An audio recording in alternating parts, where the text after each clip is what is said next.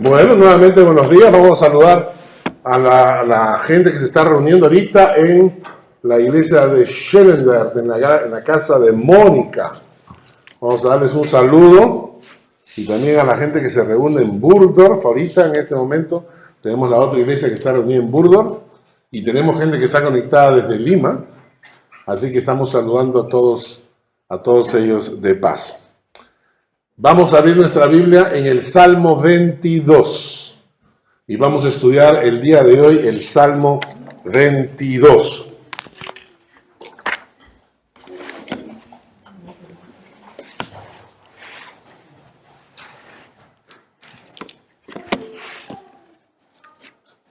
¿Ya lo tienen a la mano? El Salmo 22.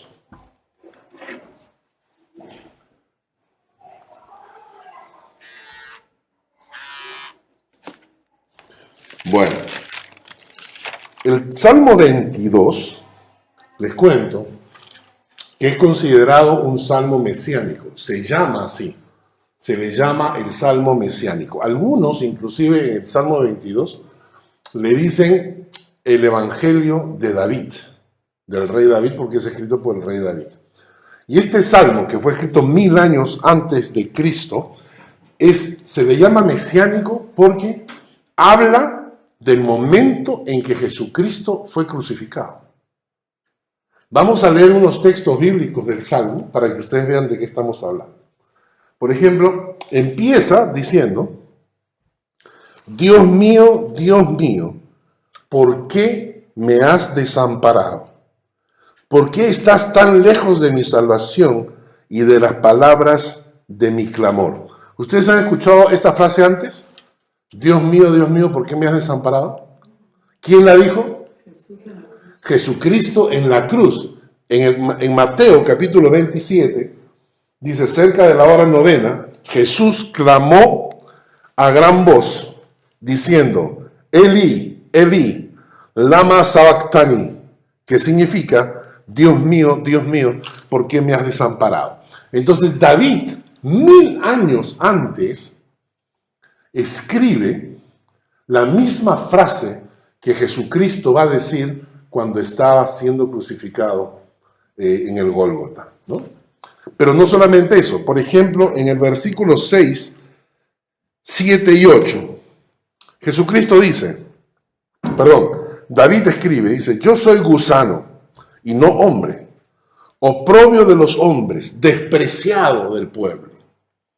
Todos los que me ven me escarnecen, estiran la boca, menean la cabeza, diciendo, se encomendó a Jehová, líbrele él, sálvele, puesto que en él se complacía. Y miren estos textos, en Isaías 53, dice, despreciado, desechado entre los hombres, varón de dolores, experimentado en quebranto, y como que escondimos de él el rostro, fue menospreciado y no lo estimamos. En Mateo 27 dice, y los que pasaban le injuriaban meneando la cabeza. Y en Mateo 27, versículo 43, dice, confió en Dios, líbrele ahora si le quiere, porque ha dicho, soy hijo de Dios.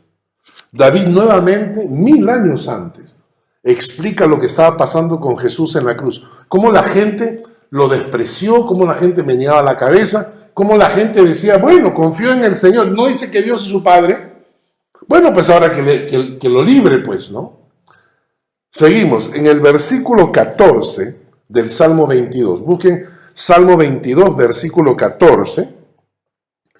Dice, he sido derramado como aguas, y todos mis huesos se descoyuntaron. Y luego, en el versículo 16, dice, horadaron mis manos y mis pies, perforaron mis manos y mis pies. Ahora, lo interesante es esto, descoyuntarse los huesos. En la costumbre hebrea, en la costumbre judía, no existía la crucifixión. La crucifixión es un castigo que fue inventado por los romanos. Es decir, los romanos van a venir mucho tiempo después. David está escribiendo esto 1000 años antes de Jesucristo. Y el Imperio Romano recién se forma muchísimos años después, ¿no es cierto? Todavía tienen que pasar un montón el Imperio Babilónico, el Medo-Persa, y recién después va a aparecer el Imperio Greco-Romano, terminando con el Imperio Romano. Y entonces, en ese tiempo no existía la crucifixión. No se conocía la crucifixión como castigo. No había esa... Sin embargo, ¿qué pasaba cuando crucificaban a alguien? Te amarraban. Lo normal era que te amarraran. Te amarraban a la cruz, ¿no? Y te amarraban los pies. ¿De acuerdo? ¿Por qué te amarraban los pies? Porque llegaba un momento en que ya no podías soportar tu propio peso. Porque estás ahí colgado, estás parado, y entonces te apoyabas en tus pies para poder descansar los brazos. ¿Ustedes han tratado de tener los brazos abiertos por más de un minuto? Cuando estás así, llega un momento en que ya no puedes soportar el peso de tu brazo porque se cansan tus músculos. Ahora imagínate crucificado. Entonces llegaba un momento en que la gente se apoyaba en los pies para poder sostenerse y poder respirar. Cuando ya no podían, cuando ya tus músculos se habían cansado, llegaba un momento en que ya tus músculos se soltaban. ¿Y qué es lo que mantiene unido a los músculos? A los huesos. Son los músculos y los tendones. Y cuando tú llega un momento en que tus tendones, tus músculos ya no sirven, ya no aguantan más peso, tus huesos se comienzan a descoyuntar. Tus huesos se comienzan a salir de su lugar, porque ya no hay nada que los retenga. Y es interesante que David dice, se descoyuntaron todos mis huesos. Momento, en la vida de David nunca pasó eso. Y entonces, ¿por qué saca tema de que mis huesos se van a soltar de sus ligaduras? Y más adelante dice en la parte, en el versículo 16, dice, horadaron, perforaron mis manos y mis pies. La costumbre romana era amarrar a los presos. ¿Por qué? Porque así duraban más. Es decir, como estaban amarrados, entonces el cuerpo podía soportar más tiempo el dolor. Pero cuando querían aumentar tu dolor, entonces te perforaban las manos y los pies. ¿Por qué? Porque primeramente quedabas enganchado. Pero ¿alguna vez se han cortado una mano cocinando, por ejemplo? ¿Se han cortado una heridita? ¿Qué pasa cuando te pasas la mano por encima de la herida? Duele. Imagínate que te han perforado las manos y los pies y para poder respirar necesitas apoyarte en la herida de tus pies, en el hueso que está dentro de tu carne.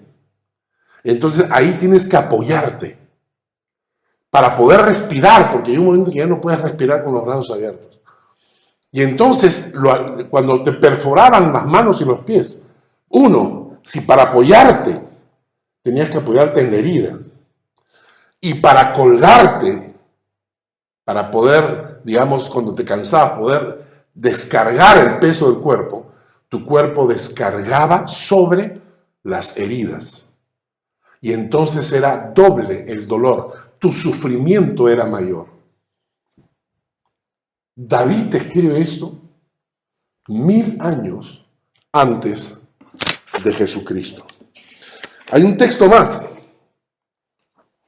En el versículo 18, Salmo 22, 18, dice, repartieron entre sí mis vestidos y sobre mi ropa echaron suertes.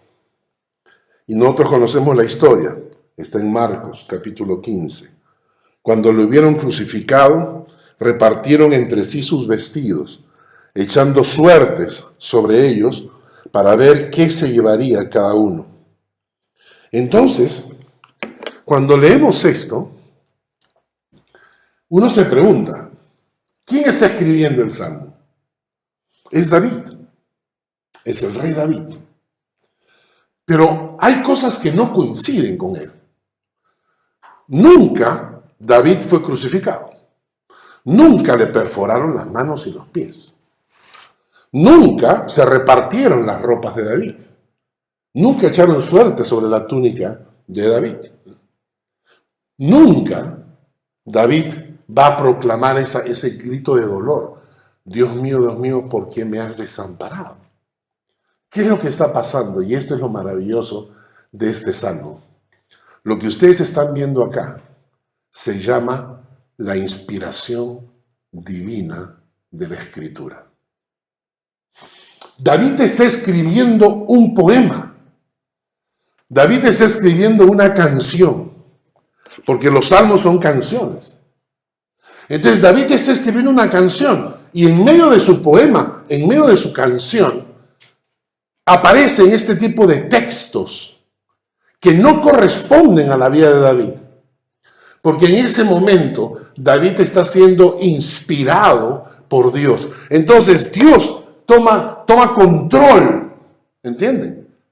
Dios toma control del escritor, David. Inserta dentro del poema de David profecía que se va a cumplir 1000 años después. Y esto es lo que se llama la inspiración divina, ¿no? Cuando Dios toma al escritor y el escritor sigue escribiendo lo que él quiere escribir, pero detrás de eso está el Espíritu Santo que tiene control sobre él. Y esto ha pasado con muchos profetas, con el profeta Isaías. Cuando Isaías escribe, por ejemplo, sobre el cordero que es llevado al matadero, por su llaga fuimos nosotros curados, hablando de Jesucristo. O el profeta Miqueas, cuando habla acerca del Mesías que va a nacer en Belén. Cuando profetizan sobre Jesucristo entrando sobre un pollino, ¿no? un pequeño asno jovencito, ¿no? Y todas estas profecías fueron la palabra de Dios que Dios fue revelando a través de estos escritores, estos autores de los libros de la Biblia. Y Dios tomando control del corazón y de la mente de ellos, guiando sus manos para escribir cosas que muchos de ellos ni siquiera entendían, pero que eran profecía para el futuro. Y eso se llama inspiración divina. La inspiración divina.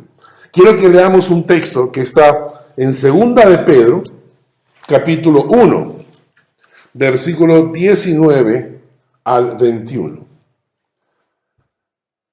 2 de Pedro, capítulo 1, versículo 19 al 21.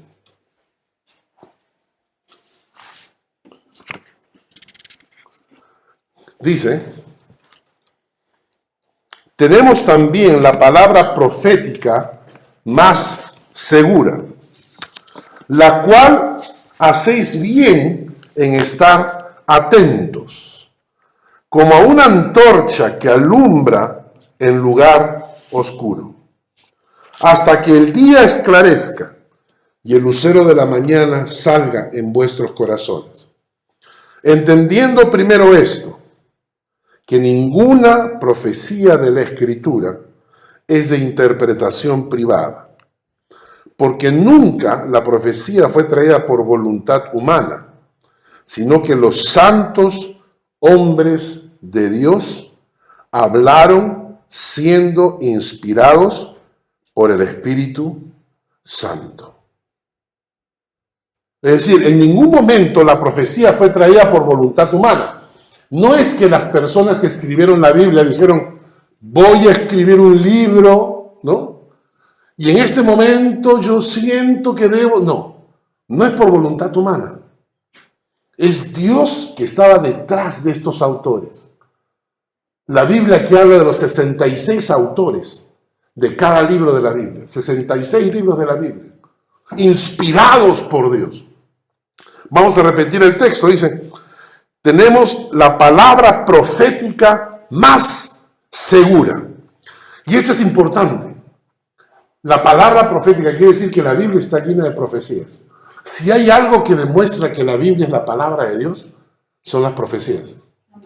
Yo recuerdo hace mucho tiempo, a mí me gustaba indagar sobre estas cosas medias medias esotéricas, ocultistas, ¿no? Y comencé a meterme a investigar a Nostradamus, ¿no? Y wow, y tú me dices, wow, mira la profecía de Nostradamus, increíble, y muchas cosas se han parecido.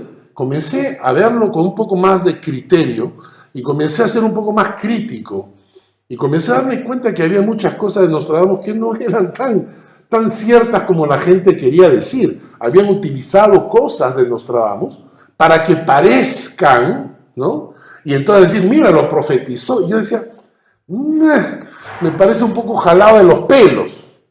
Y de repente descubrí las profecías de la Biblia. Descubrí que solamente de Jesucristo había más de 300 profecías. Y que se profetiza a Jesucristo en cosas tan simples como el lugar de su nacimiento. Por ejemplo, ¿no? Y entonces la Biblia dice que la palabra de Dios es la palabra profética más segura, porque te está diciendo que es Dios inspirando a los autores para que digan profecías que van a ocurrir miles de años después. Si tú entiendes esto, vas a comprender qué significa tener en tus manos este libro. Y vas a descubrir por qué el diablo se ha preocupado de desprestigiar la Biblia en este mundo. ¿Por qué el diablo no quiere que leamos la Biblia? Porque la Biblia es la palabra inspirada de Dios. Y tienes acá el mensaje de Dios para nosotros. El texto continúa, ¿no? Dice, la palabra profética más segura, a la cual hacéis bien en estar atentos, como a una antorcha que alumbra en lugar oscuro.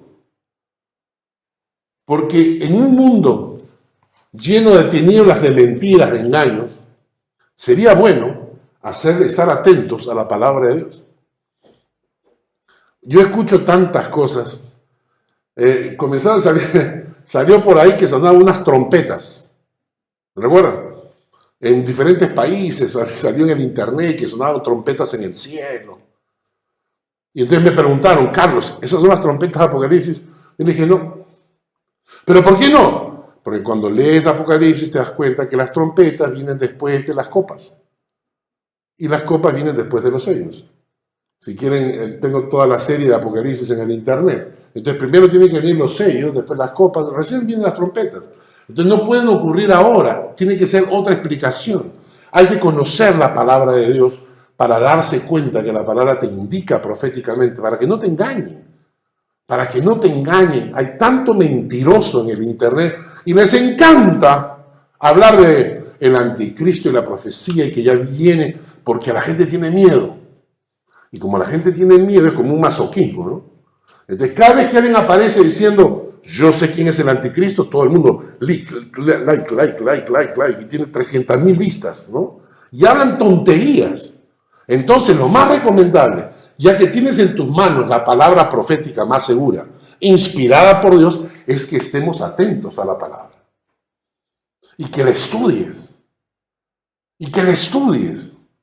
El día de ayer le escribí a un amigo y le dije, me estaba hablando, me mandó un video de un hombre ahí que estaba hablando del anticristo y no sé qué más.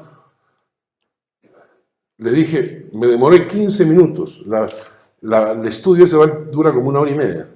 Dije, en 15 minutos le encontré 2 mentiras. Él me dijo, no, todo lo que ha dicho es cierto. Le dije, no es verdad. 2 cosas que ha dicho al principio nomás son mentiras. Y le dije, ¿no será por tu poco conocimiento bíblico que te engañan? Como tienes poco conocimiento de la palabra, es fácil engañarte. Y la Biblia dice que en los últimos tiempos van a venir los engañadores. Por eso cuando tienes oportunidad de estudiar la palabra, no la pierdas. Más ahora todavía que tenemos los estudios por internet, ya ni siquiera tienen que asistir. Basta con que se conectan el día miércoles y escuchan el estudio de Corintios, el viernes estudian el Evangelio de Juan, y entonces van aprendiendo la palabra para que no nos engañen. Para que no nos engañen. Nosotros venimos de Latinoamérica, ¿no es cierto? ¿Quién ha nacido fuera de Latinoamérica? Nadie. ¿Verdad? Ustedes, Bolivia, ¿no? Dominicana. ¿Tú? También dominicana. Colombia. México. Salvador. Salvador, ¿ah? Esa es la parte del cielo. Perú es la parte del cielo, ¿no? La cosa está en que todos nosotros escuchamos siempre historias en nuestros países de cómo engañan, ¿no es cierto? Y siempre sale, cuidadito que ya tienen una nueva forma de estafa, ¿no? Y que te llaman y te preguntan por el primo y que la compañía de seguro y que en la calle te encuentran y te dicen, están robando de esta manera. Entonces cuando tú te escuchas eso, la siguiente vez que te encuentras y dices, ajá, este ladrón, ¿no es cierto? Lo mismo pasa con la palabra de Dios. Como la palabra de Dios es inspirada, hay que estar atentos a ella, para que no nos engañen, para que no venga nadie a decirnos tonterías de la Biblia, que no son ciertas. Porque si conoces la palabra, no te engañan. Y luego dice acá, entendiendo primero esto, que ninguna profecía de la Escritura es de interpretación privada. ¿Qué quiere decir eso? Que cuando tú escuchas a alguien que te dice, Dios me ha revelado a mí, a nadie más, solo a mí, porque yo soy simpático, porque yo soy bonito y porque soy su hijo predilecto, entonces a mí me ha revelado cosas que no le ha revelado a nadie. Y yo como soy bueno se las voy a contar. Ese es un estafador. ¿Por qué? Porque cuando Dios revela su palabra, nunca la revela en forma privada. La revela a sus hijos. Y entonces se juntan los hijos de Dios. Ahí estamos los pastores, los teólogos, y conversamos y discutimos, y juntos encontramos la verdad. Y por último dice, ¿la profecía fue traída por voluntad humana? No, sino que los santos hombres de Dios hablaron siendo inspirados por el Espíritu Santo. Vamos a leer un texto más. En 2 Timoteo 3:16. 2 Timoteo 3:16 nos dice, toda la Escritura es inspirada por Dios y útil para enseñar, para redarguir, para corregir y para instruir en justicia.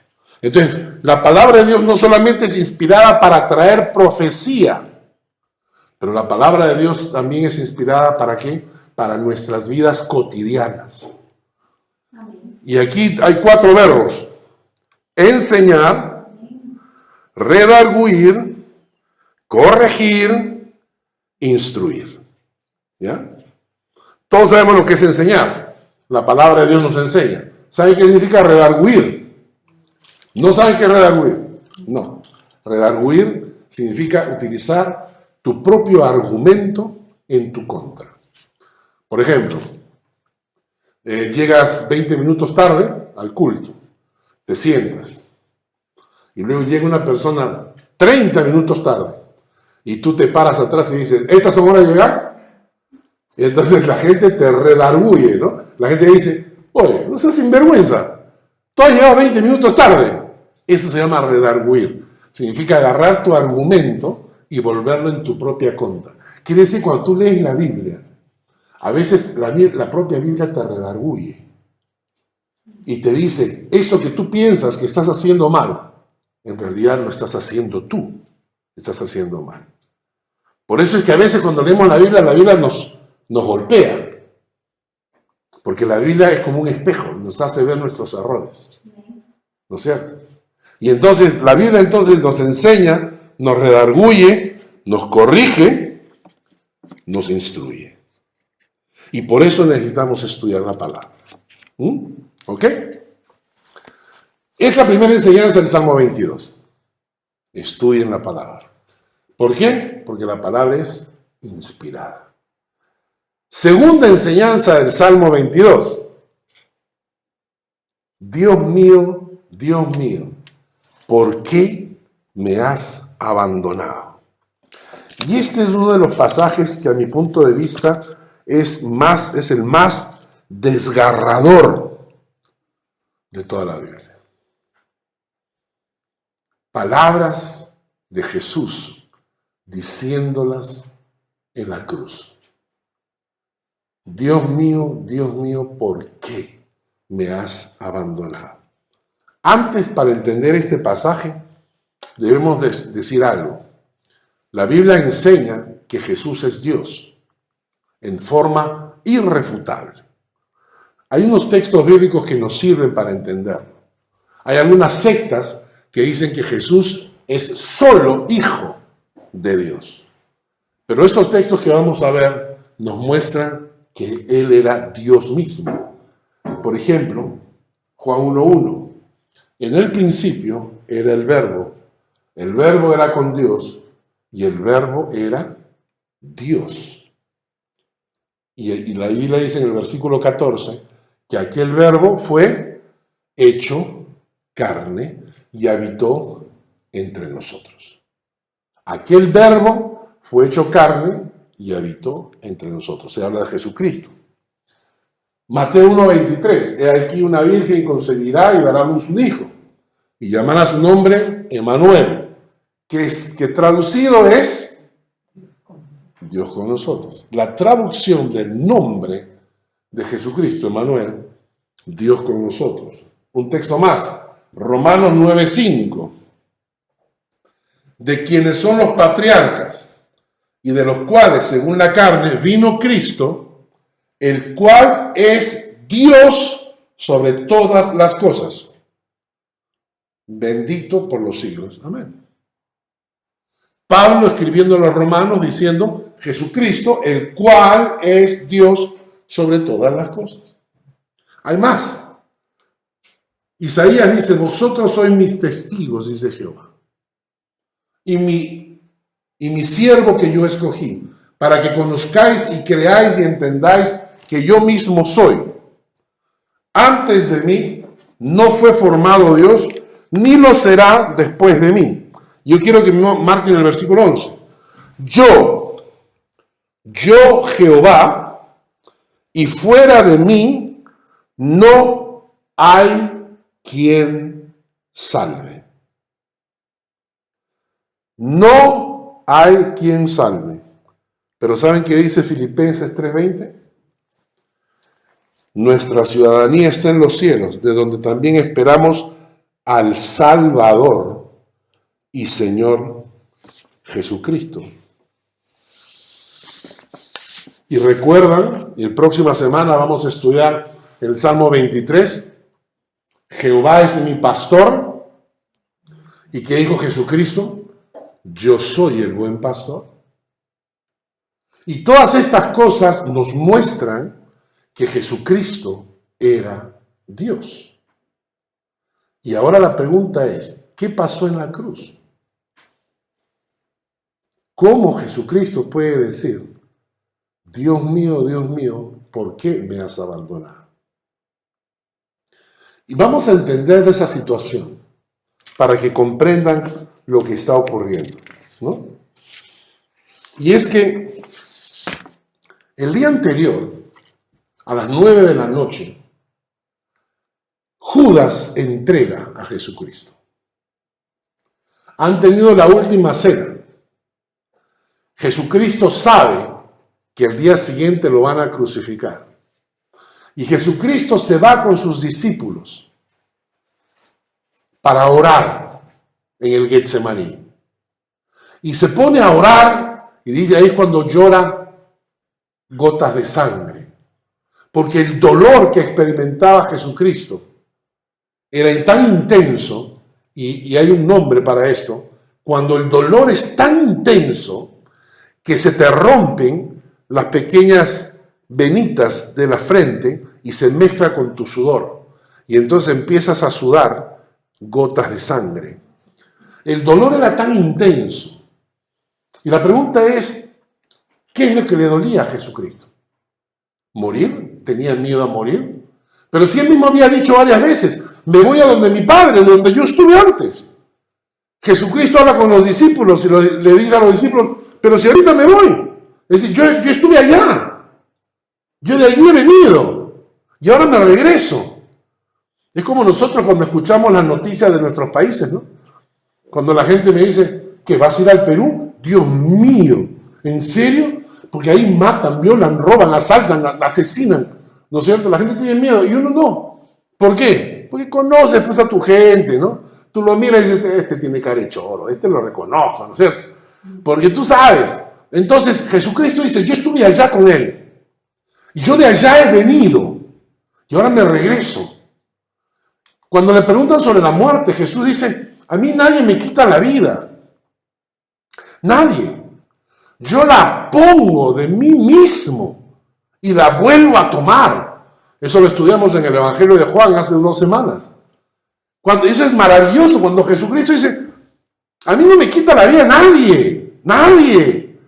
Yo pongo mi vida y la vuelvo a tomar. O sea, para Jesucristo poner la vida y volverla a tomar era como nosotros preparar desayuno, pues, o sea, ¿no? O sea, yo pongo mi vida y la vuelvo a tomar, ya está. Yo me muero, después resucito, ya está. ¿No?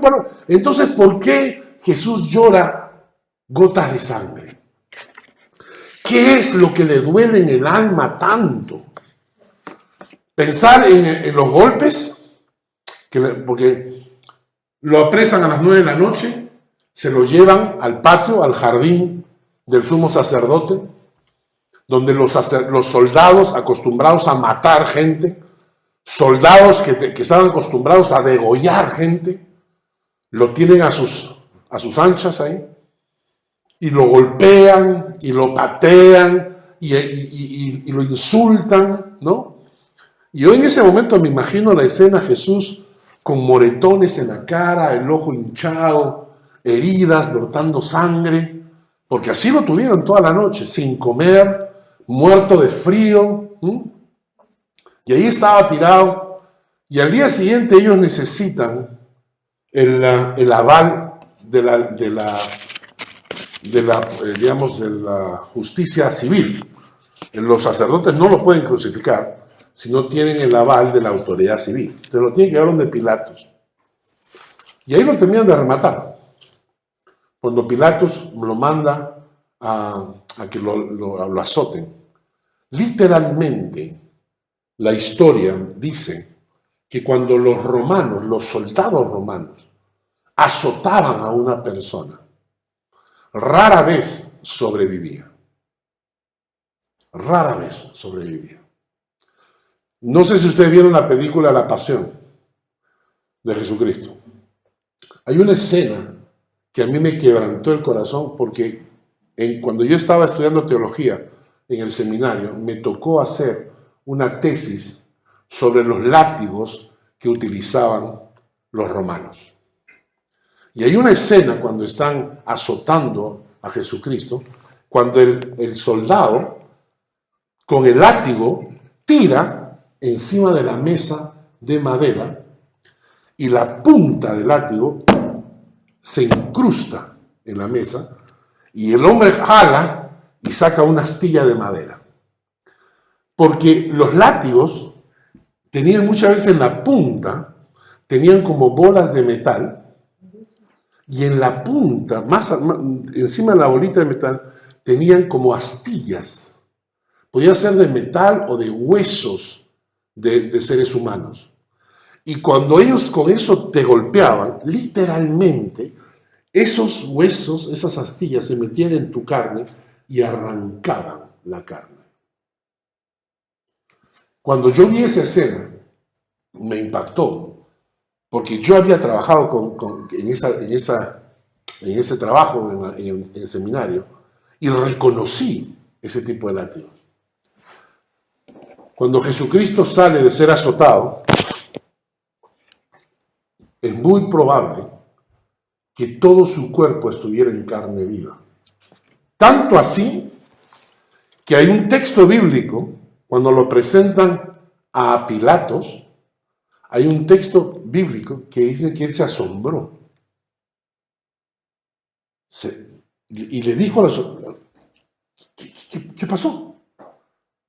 O sea, se habían ensañado tanto con Jesucristo que el mismo Pilatos se asombró de cómo lo habían destruido. Dice Isaías que Jesucristo fue desfigurado. Pero tú te preguntas, ¿será por eso que Jesús lloró? No. ¿Sabes por qué sabemos eso? Porque Jesús, en medio de su dolor, se preocupó de otros. O sea, te están destruyendo el alma y no te quejas. No lloras, no exiges, no reclamas. No. A Jesucristo lo estaban destruyendo completamente. Físicamente hablando. ¿Y Jesucristo qué hace? Ora por los soldados. Papá, no les tomes en cuenta. ¿Te puedes imaginar? Tú me pones ahí a mí y yo, mira, Señor, destruyele pero hasta el pelo, por Dios. O sea, no, míralo, o sea, Señor, manda a tus ángeles ahorita, quémale la casa, pero hazlo sufrir. O sea, nosotros, Jesús está orando por los soldados. Señor, no les tomes en cuenta. El ladrón que está a su costado. No te preocupes, te vas conmigo. Vamos al paraíso hoy día. Jesús está desangrándose. Juan, no te olvides, ¿eh? Cuida de mi madre. ¿Eh? Mamá, ¿lo recibes a Juan en la casa? El amor de Jesús era tan grande que aun cuando estaba en medio de su dolor, se preocupó por la otra gente. Entonces, ¿por qué lloró en el huerto de Getsemaní? ¿Qué es lo que le quebró el alma? Hay un texto: quien llevó él mismo nuestros pecados en su cuerpo sobre el madero, para que nosotros, estando muertos a los pecados, vivamos a la justicia, y por cuya herida fuimos sanados.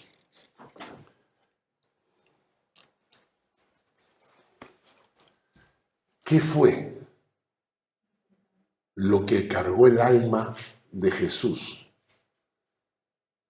para decir: Padre, Dios mío, ¿por qué me has desamparado? El sacrificio de Cristo en la cruz no fue otra cosa que cargar nuestro pecado. Y Él, que venía de la pureza total, no pudo soportar el pecado. ¿Cuál es la reacción? ¿Cómo reaccionas tú ahora que estamos hablando del sacrificio de Cristo? Porque lo hizo por ti.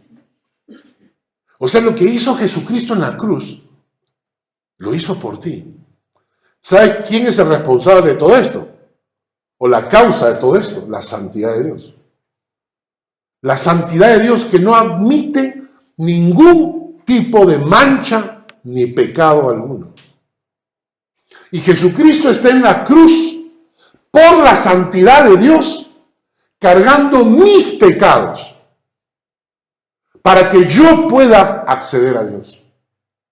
¿Entendieron la figura? Dios es santo y no acepta a nadie con ningún tipo de pecado.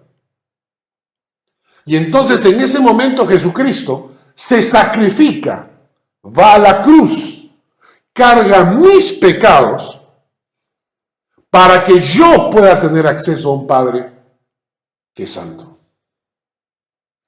Y en ese momento, cuando Él está cargando mis pecados, Dios no puede verlo. Estamos hablando del Jesús hombre. Y en ese momento no lo puede ver. Esto impactó en los discípulos tanto que marcó sus vidas y ojalá marque las nuestras. Por eso los apóstoles escriben: pues si vivimos, para el Señor vivimos.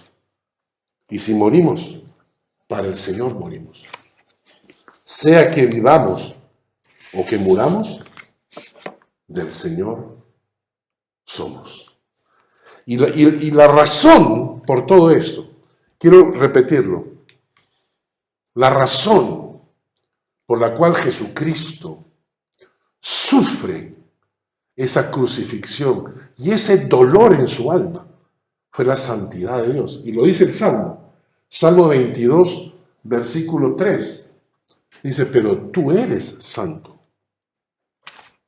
Pero tú eres santo. Tú que habitas entre las alabanzas de Israel. La razón de todo, el motivo principal del sacrificio de Cristo en la cruz, fue la santidad de Jehová, que no soportaba el pecado de nadie. Ahora piensa en esto. Si cuando su propio Hijo cargó el pecado de nosotros y Dios no lo pudo soportar, ¿qué te hace pensar que Dios hará la vista gorda sobre nuestros pecados?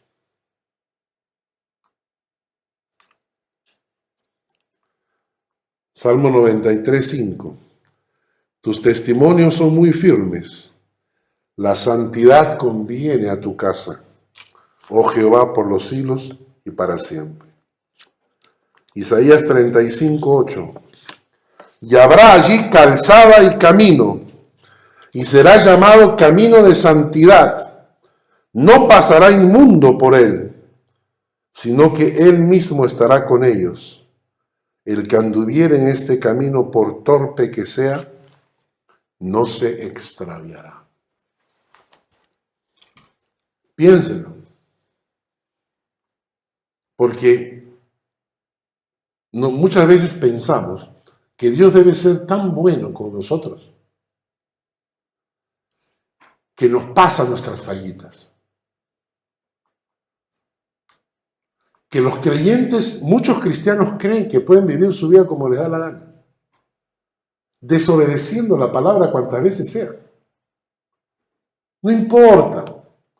Es que Dios es tan amor que va a pasar por alto nuestros pecados. Y a su Hijo no lo pudo ver cuando estaba cargando el pecado. ¿Qué nos hace pensar?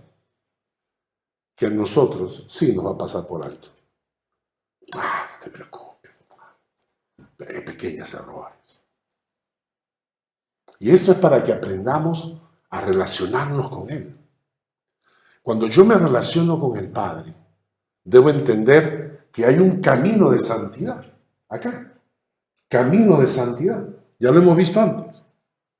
Y el camino de santidad es una vida apartada para Dios y dedicada a honrar a Dios, a adorar a Dios y servir a Dios. Es el camino de santidad. No es nada complicado. No es que te vuelvas la Madre Teresa tampoco. ¿Me entiendes? ¿No? O San Francisco de Asís. No es eso. Es la vida cotidiana. Es la vida común. Es la vida diaria.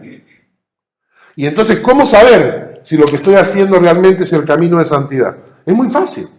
Te preguntas, a ver, lo que estoy haciendo en este momento, ¿honra a Dios?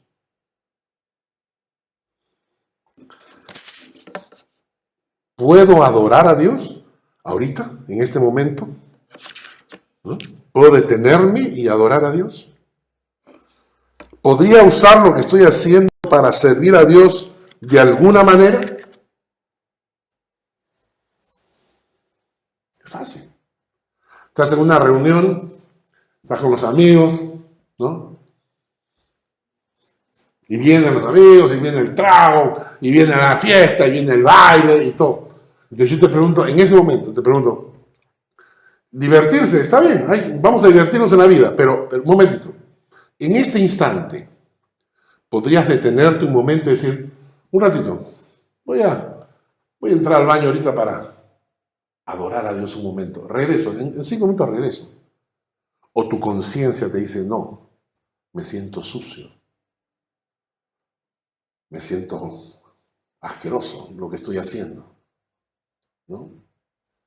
Entonces el camino de santidad es simplemente eso, honrar a Dios en cada cosa que hagas, adorar a Dios en todo tiempo y servir a Dios de todas las formas que puedas. El Salmo 22 sigue avanzando. Hay un texto más que debemos leer. Ahí está. El Salmo, en Primera Crónica dice: dad a Jehová la honra debida a su nombre. Traed ofrenda, venid delante de él. Dice, miren esto. Postraos delante de Jehová en la hermosura de la santidad. Qué precioso. Vamos terminando. En el Salmo 22, Salmo mesiánico, Salmo profético, escrito 1000 años antes, nos enseña lo que significa que la palabra de Dios es inspirada. Dedícale tiempo a la palabra para estudiar. Dedícale tiempo a estudiar la palabra, para que no te engañen, para que no te agarren del horno, de tonto, ¿no?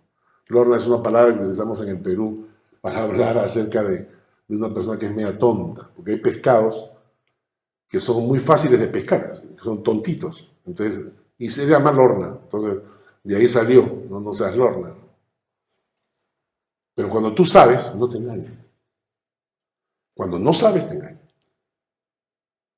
La segunda cosa es que el Salmo mesiánico, el Salmo 22, nos habla acerca del momento más crudo, cuando Jesús en la cruz cargando el pecado, dice: Dios mío, ¿por qué me has abandonado? Y es porque en ese momento Jesús cargaba nuestros pecados.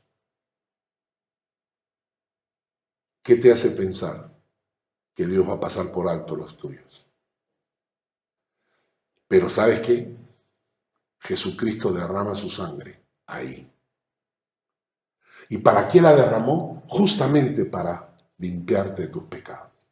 Y por eso, lo maravilloso es que cuando Jesucristo pasa por esta etapa, muere. Si hubiera muerto, ahí hubiera quedado todo, pero resucita. Y por eso Jesucristo puede decir: venid a mí los que estén trabajados y cargados, yo los haré descansar. Jesucristo puede decir: ven con tus pecados, que yo te puedo limpiar, que yo puedo restaurar tu alma. Le dejo como tarea leer la segunda parte del Salmo 22, a partir del versículo 19 hasta el 31. ¿Por qué? Porque hasta el versículo 18 es el sacrificio de Jesús. Y a partir del 19 es la victoria de Jesús. Y van a haber frases ahí que van a encontrar que hablan de esa victoria que Cristo obtuvo cuando estuvo en la cruz por nosotros. Vamos a orar para terminar con la prédica de hoy.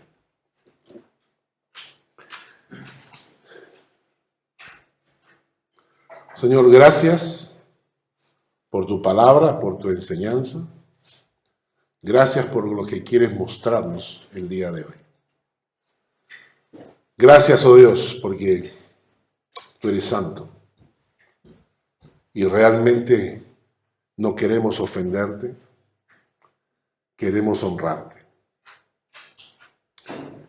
Oh Padre, venimos a ti con el corazón quebrantado y humillado,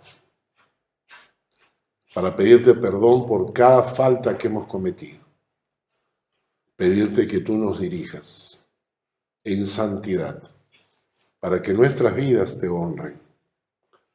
Gracias, Señor. Enséñanos tu palabra, que aprendamos tu palabra. Gracias, oh Dios. En el nombre de Jesús. Amén. Amén.